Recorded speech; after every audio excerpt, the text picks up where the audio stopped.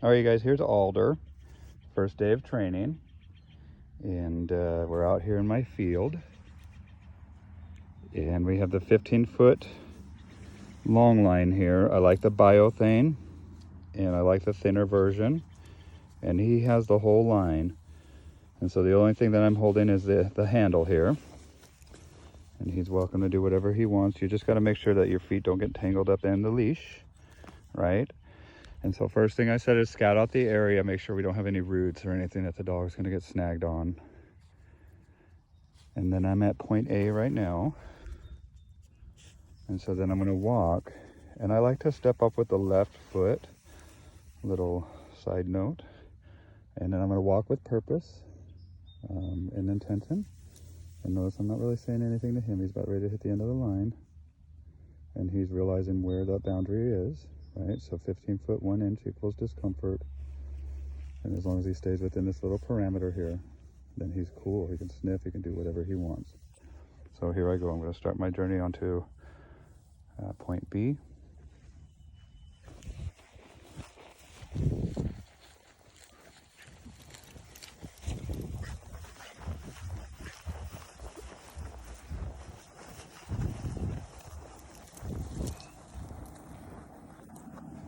About 25 paces, about 50 feet. Keep in mind we want to stay silent. He just hit the end of the line there. Wasn't bad.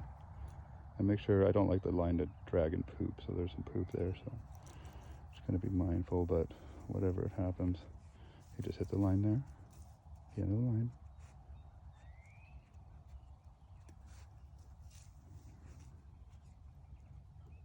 Nice, Alder. I would typically start walking, and I'm going to, even if he's pooping. I'm going to point C. Luckily, he finished up in time. Now we're at point C.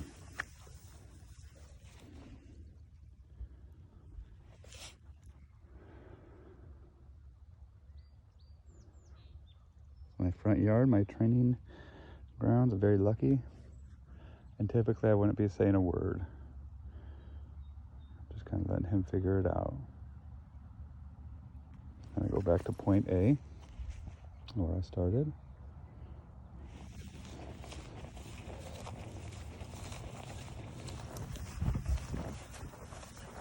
Typically when you start doing this drill, the dog will start hanging out on your left side. He's on my right side, but typically they hang out on the left side about 36 inches latitude, so just around this area right over here, like where he's at right now. This is where they just hang out. And then I go back to point B, point C, and back to point A. I'm going to do this 6 times. It takes about 20-30 minutes to finish this drill, and I'll be doing it with 4 dogs. And I'll be doing it again tonight, so just catching up. And this is the very first step of this drill. I'm making sure the leash doesn't drag or wrap up in my legs. And I'm going to go back to point B. Alder's over here, left side, just kind of hanging out about 3 feet away. No, it's about 5 feet away.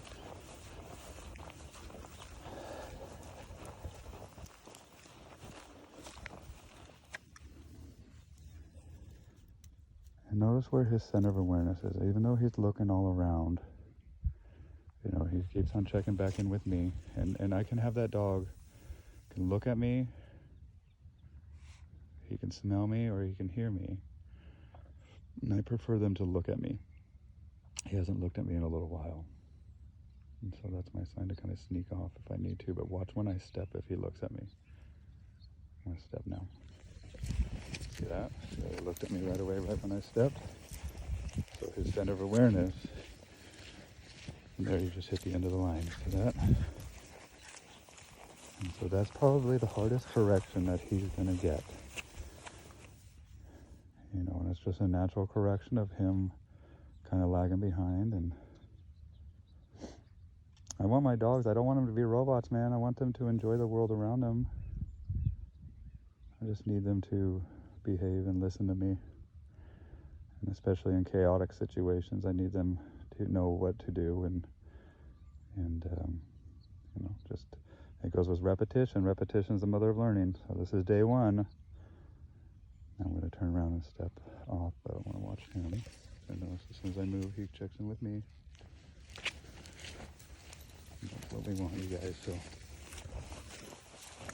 sorry if this makes anybody motion sick or whatever. I just couldn't find my tripod, but that's it for today. I'm going to go ahead and sign off and continue my lessons, but hope you enjoyed this.